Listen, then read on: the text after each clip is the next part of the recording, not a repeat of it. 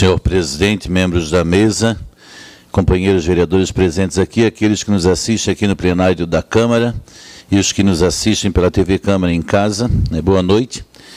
É lógico que cada um que vai vir aqui falar vai querer felicitá-lo pelo seu aniversário e dizer que ao longo dessa caminhada mais próxima que a gente tem tido como vereador, eu fui presenteado com a oportunidade de conhecê-lo um pouco melhor, e nós sabemos o que isso quer dizer, porque nós já tivemos inúmeras divergências, né? Mas divergências sempre no campo das ideias, e isso eu respeito demais num ser humano, no campo das ideias.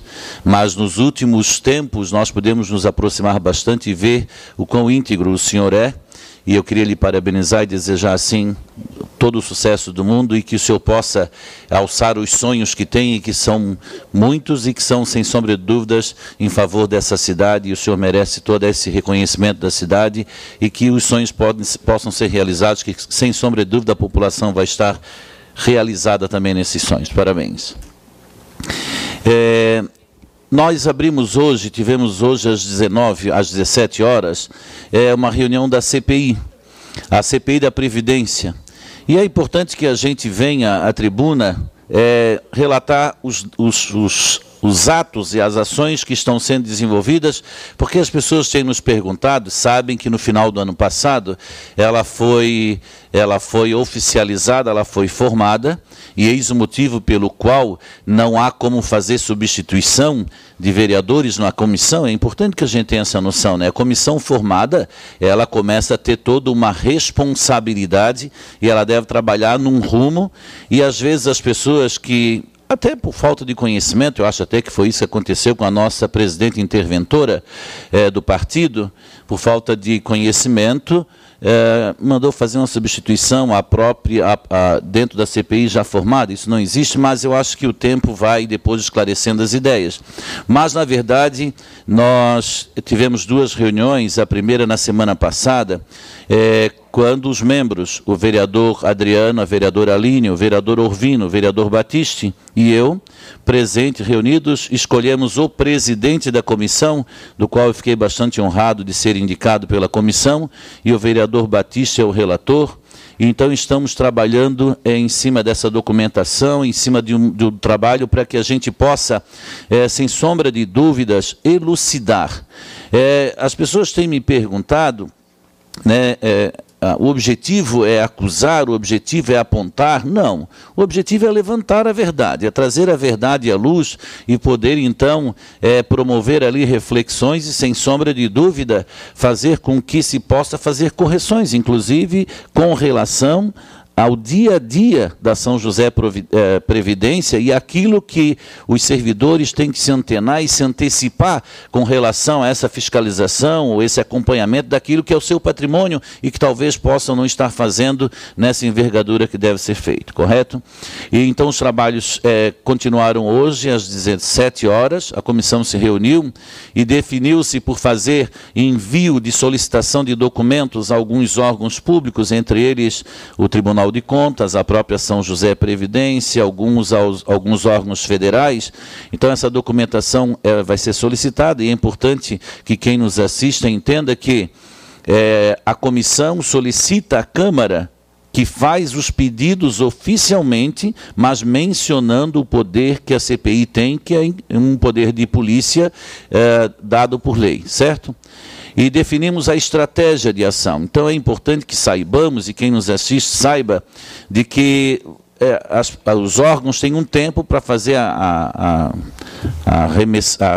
remeter esses documentos à comissão, e a comissão vai ter que ter um tempo de secá-los, de estudá-los e avaliá-los, e até ver se há necessidade de que profissionais especializados possam vir prestar essa assessoria, para que a gente possa depois, então, começar o momento das ouvitivas, né, chamando as pessoas para que possamos também ouvir delas os seus posicionamentos e recheando com novos documentos e chegar nos 90 dias, se assim for possível, ao relatório que vai ser apresentado aqui na Câmara de Vereadores. Caso contrário, outras medidas a gente vai tomar no andamento dos trabalhos. Dito isso, eu queria deixar claro para a população que está se fazendo um trabalho, ele é bastante denso, ele é bastante complexo, né, vereador Battisti? E nós estamos permeando a nossa ação na responsabilidade das informações oficiais.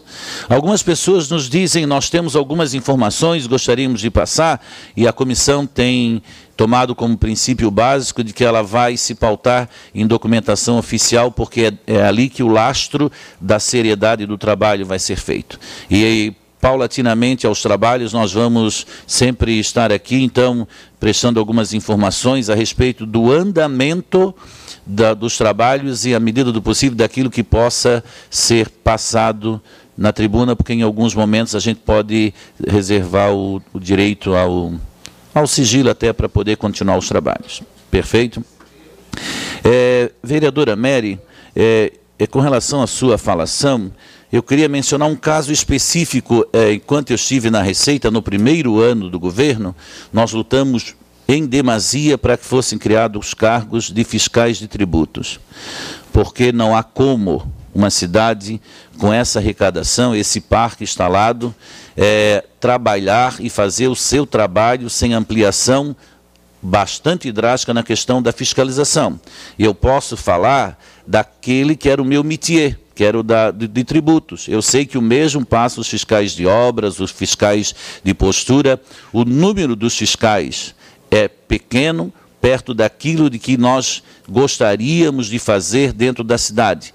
Nem tanto uma postura de policiamento, de multa, não é isso, mas sim de levantamento de realidades, de busca daquilo que é da população. E é importante que as pessoas entendam isso, vereadora, porque às vezes quem nos assiste pode pensar, meu Deus, fiscal, no mínimo vem atrás a ideia de ferrar, né, que vai complicar. Não, o fiscal vai muitas vezes trazer ao coletivo aquilo que é do coletivo. E o fiscal de tributo é, sem sombra de dúvida, um dos maiores responsáveis em fazer com que a arrecadação, que é direito da população, da coletividade, entre nos cofres da coletividade.